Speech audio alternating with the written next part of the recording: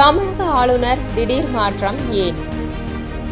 மேற்கு வங்க ஆளுநராக RN ரவி நியமனம் செய்யப்பட்டுள்ளார். கேரள மாநில ஆளுநராக உள்ள RV அர்லேக்கருக்கு தமிழக மாநிலத்தின் கூடுதல் பொறுப்பு வழங்கப்பட்டுள்ளது. மேற்கு வங்க ஆளுநராக கடந்த 3.5 ஆண்டுகளாக இருந்தவர் CV ஆனந்தபோஸ். முதல்வர் மம்தா பானர்ஜிக்கும் ஆனந்தபோஸுக்கும் இடையே பல விஷயங்களில் கருத்து வேறுபாடு ஏற்பட்டது.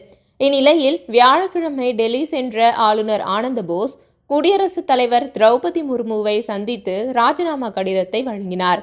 மேற்கு வங்க மாநிலத்துக்கு விரைவில் சட்டப்பேரவை தேர்தல் அறிவிக்கப்பட உள்ள நிலையில் அம்மாநில ஆளுநர் ராஜினாமா செய்தது சலசலப்பை ஏற்படுத்தியுள்ளது.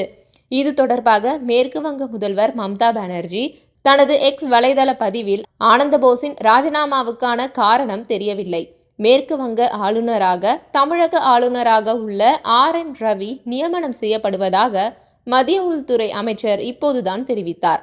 இத்தகைய நடவடிக்கைகள் அரசியல் அமைப்பின் மாண்பை சீர்குலைப்பதோடு கூட்டாட்சி தத்துவத்தின் அடித்தளத்தையே தகர்ப்பதாக உள்ளன. மாநிலங்களின் கௌரவத்தை சீர்குலைக்கும் தன்னிச்சையான முடிவுகளில் இருந்து மத்திய அரசு விலகியிருக்க வேண்டும் என்று மம்தா தெரிவித்துள்ளார். இந்நிலையில் தமிழக ஆளுநராக உள்ள RN ரவி மேற்கு வங்க ஆளுநராக நியமிக்கப்படுவதாக குடியரசுத் தலைவர் மாளிகை வெளியிட்டுள்ள அறிவிப்பில் தெரிவிக்கப்பட்டுள்ளது.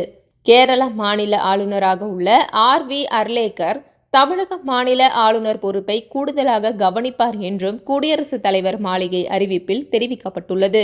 இந்த மாற்றங்கள் ஒருபுறம் மேற்கு வங்க தேர்தல் களத்தில் பெரும் பரபரப்பை ஏற்படுத்தியுள்ளது. அதேபோல் தேர்தலை சந்திக்க உள்ள தமிழகத்திலும் சலசலப்பை ஏற்படுத்தியிருக்கிறது.